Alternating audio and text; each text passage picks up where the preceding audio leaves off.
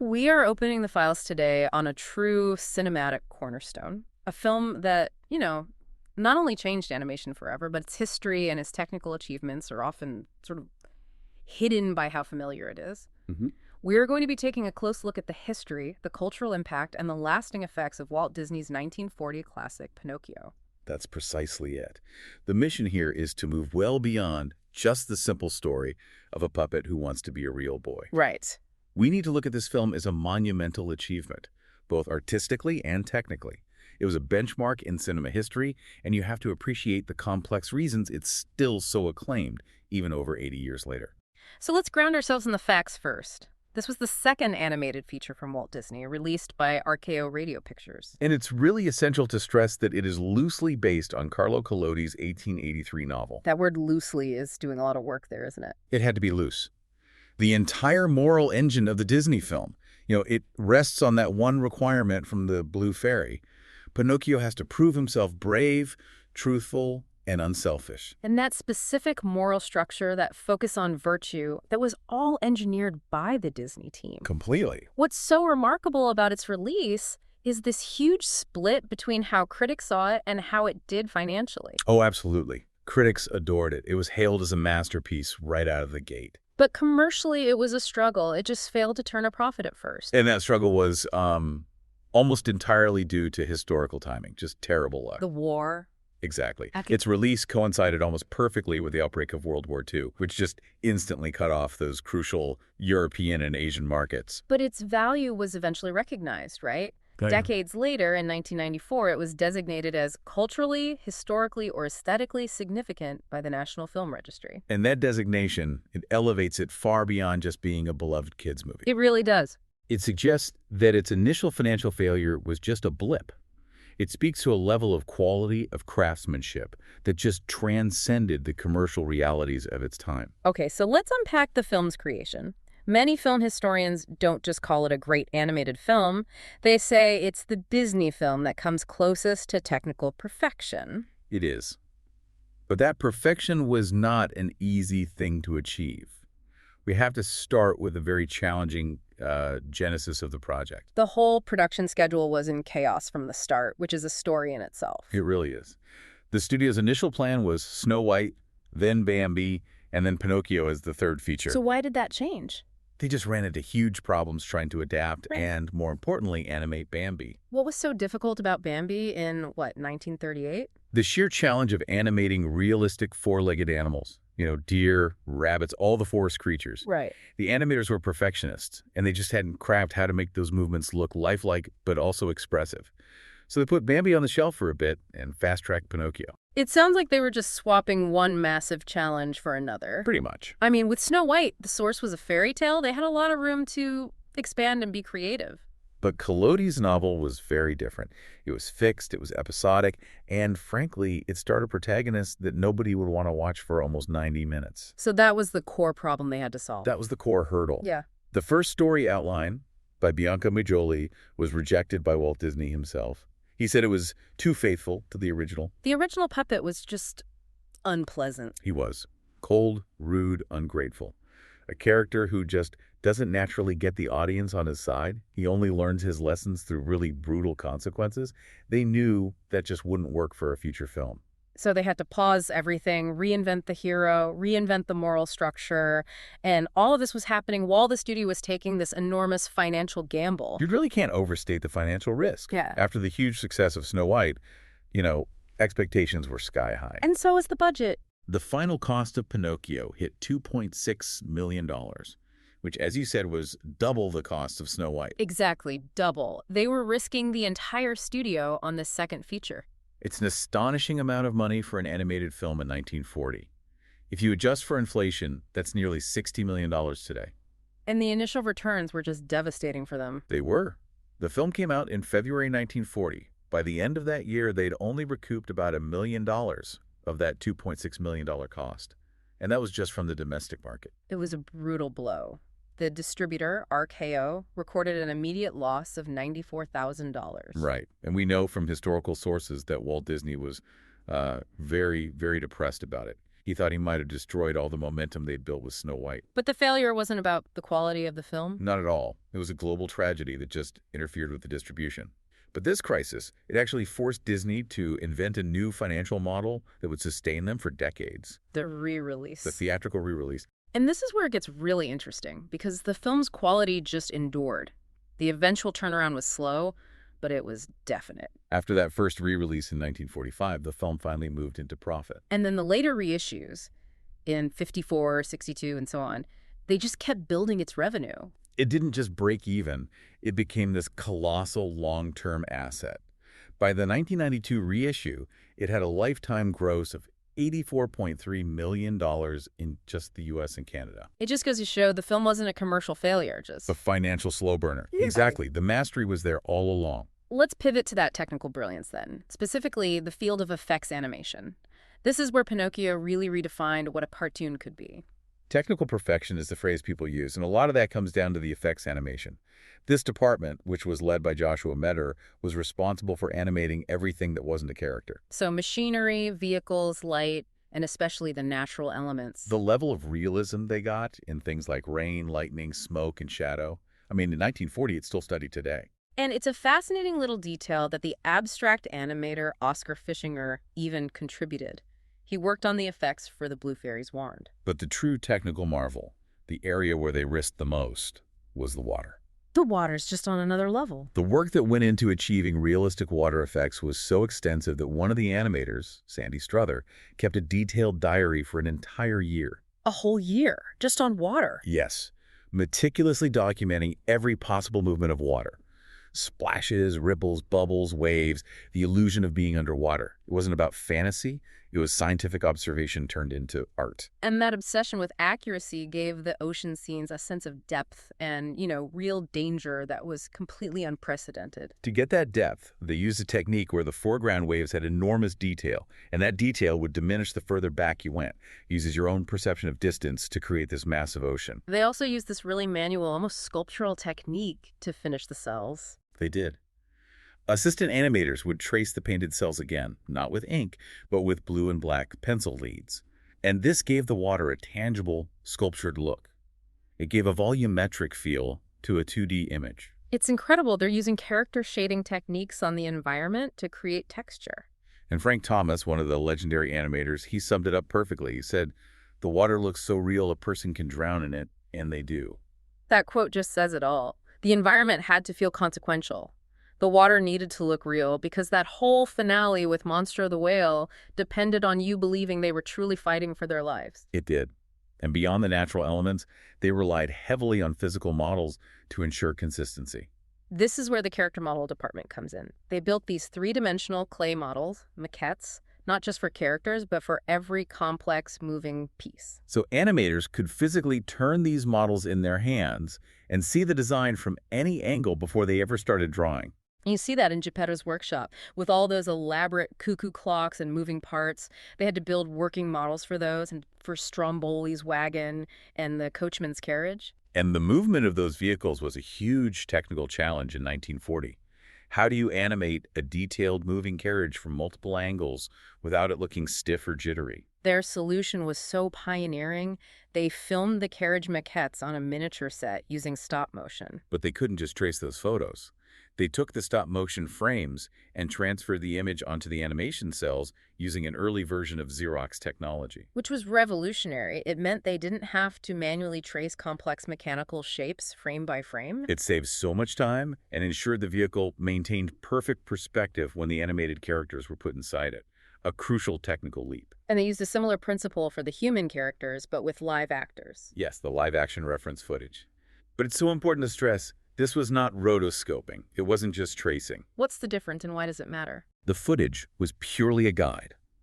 The animators studied how people moved, how they gestured, and then they incorporated those poses and kinetics in a slightly exaggerated way. So it's not a direct copy? No. If they had traced it, the motion would look stiff and heavy.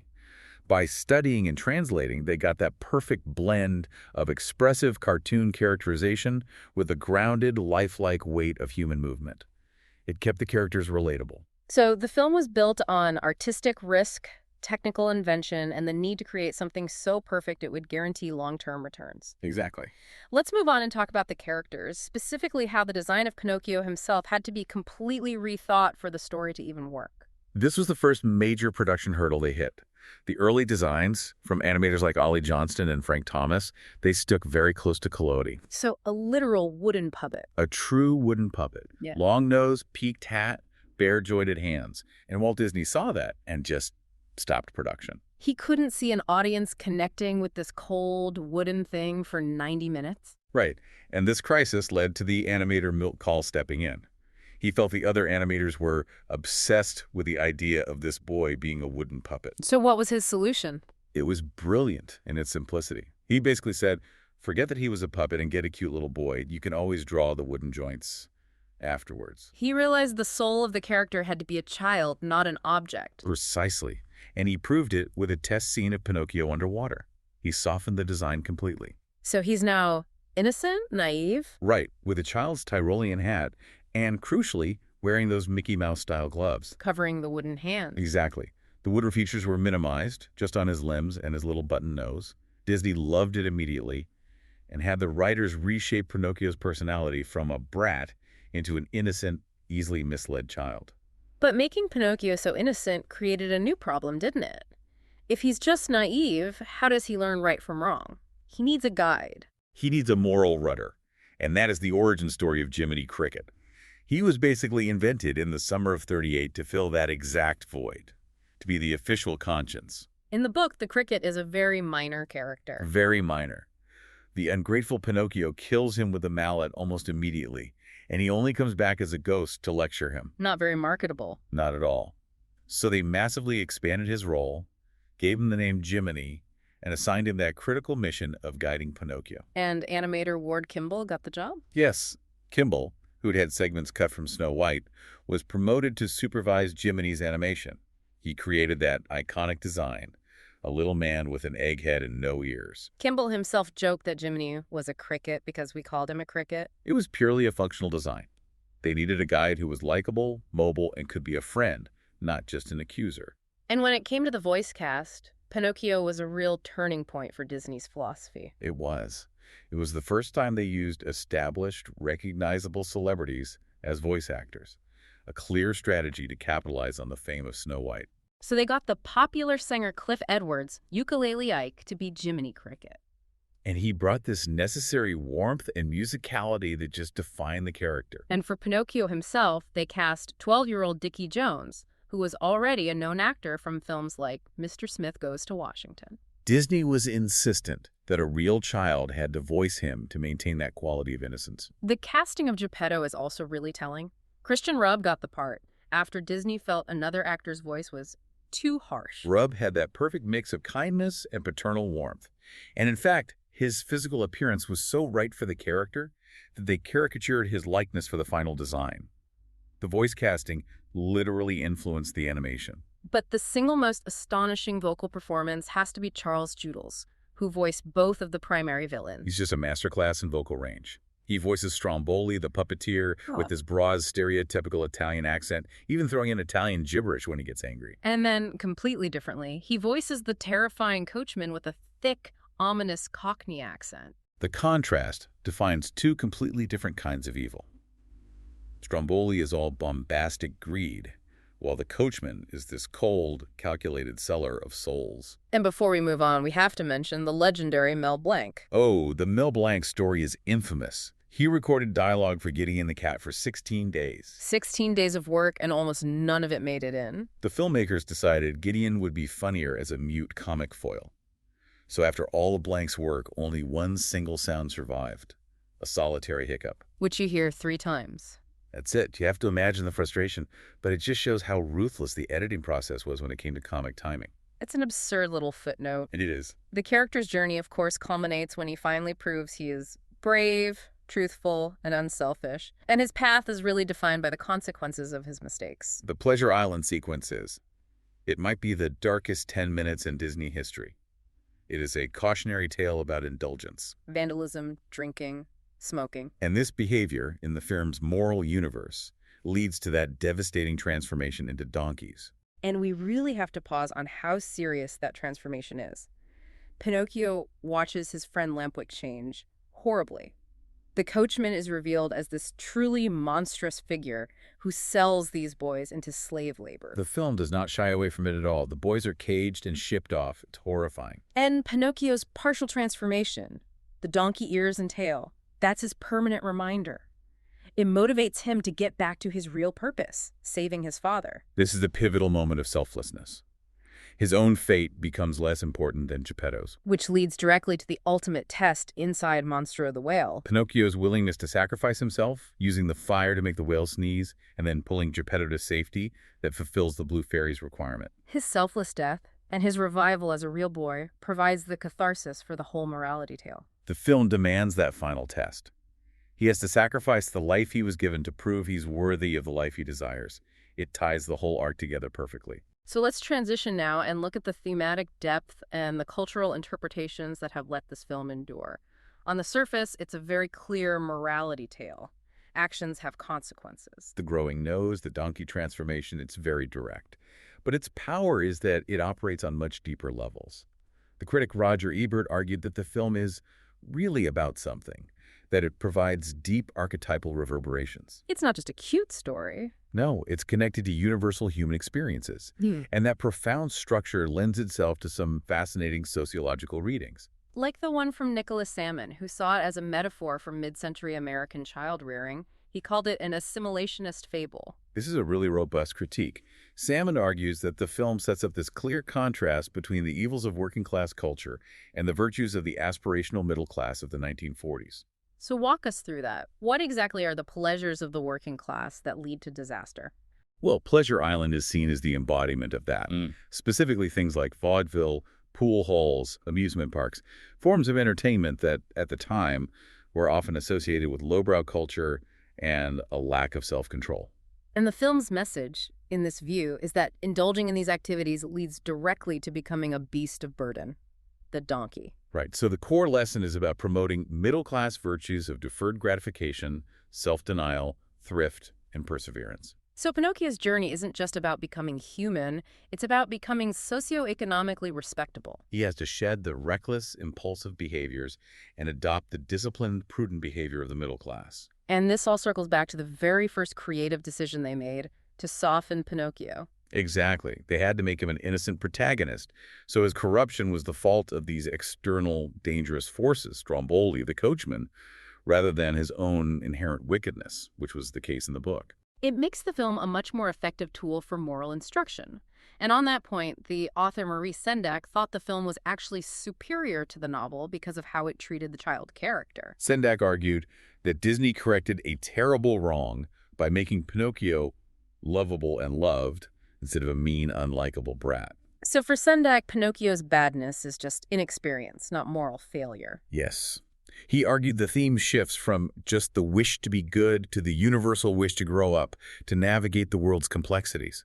The fact that Geppetto loves Pinocchio unconditionally gives the audience the emotional security to handle his failures. And beyond all that, the film has this tremendous mythological resonance. It does.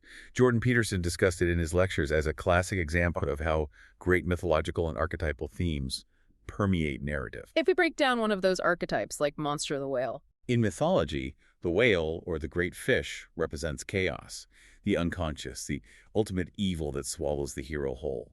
For Pinocchio and Geppetto, being inside Monstro is being inside the belly of the beast. It's a complete spiritual and physical submergence into the unknown. The hero has to descend into the abyss to be transformed. And Pinocchio's emergence, his subsequent death and resurrection as a real boy, completes a very ancient, very potent mythological cycle. It resonates with you whether you're aware of the academic structures or not. It gives the film an inherent seriousness. It really does. So, moving on to the film's legacy. It's truly everlasting. It holds significant historical records. Critically, it was the first animated feature to win competitive Academy Awards. It won for Best Original Score and Best Original Song. And that song, When You Wish Upon a Star, didn't just win an Oscar, it became part of the cultural bedrock. It's number 7 on AFI's list of 100 songs, and it is, of course, the signature theme for the Walt Disney Company itself. It's arguably the film's most enduring contribution to global media. And what's fascinating is the consistency of modern critical praise. For a film over 80 years old, its scores are extraordinary. A perfect 100% on Rotten Tomatoes, and on Metacritic, a 99 out of 100, which makes it the highest-rated animated film on that entire site. How do you square that with the initial commercial failure? It just speaks to endurance and perfection. Critics today, looking back, recognize that Disney's team achieved something they couldn't replicate again for decades. AFI named it the second best animated film ever, just behind Snow White. And just recently, in 2024, IndieWire ranked it first among all Walt Disney Animation Studios films. They called it a singular work of depth and ambition. The quality speaks for itself across generations. That quality also led to extraordinary character longevity. Jiminy Cricket is the perfect example. His role as the conscience was so effective, he immediately transcended the film. He appeared in other features, educational serials. And he has a major, persistent role in the Kingdom Hearts video game series. It's fascinating. He's not just a cameo. He literally records the player's progress in his journal. He's the keeper of memory and the moral record within that digital world. His function remains intact. What about the other original Disney characters, like Figaro the cat? Figaro was an original addition, and he was an immediate hit with test audiences. So he was spun off, appeared in several shorts, and eventually became a recurring character associated with Minnie Mouse. And even minor characters like the Blue Fairy are still being explored. There was a recent prequel novel about her origins. When You Wish Upon a Star, from 2023, it details her life as a human in Italy before she became the Blue Fairy. This continuous need to expand the lore shows the enduring appeal of the entire cast. And we mentioned earlier that the film eventually succeeded financially because of that re-release strategy. That strategy, born out of necessity, is what sustained the studio and allowed Pinocchio to find its audience generation after generation. Every 7 years, a new group of kids was exposed to it theatrically. And that presence continues today through modern adaptations. There was Geppetto, the 2000 TV musical starring Drew Carey, which retold the story from Geppetto's perspective. And then, much more recently, the 2022 live-action remake on Disney Plus Day, directed by Robert Zemeckis. Right, with Tom Hanks as Geppetto. And the fact that these adaptations keep happening, even if they get mixed reviews, just underscores the power of the core story. The characters are also completely integrated into the physical world of Disney now. They're staples at the theme parks. Attractions like Pinocchio's Daring Journey, themed restaurants like Pinocchio Village House, they ensure the film remains a physical presence for millions of visitors every year.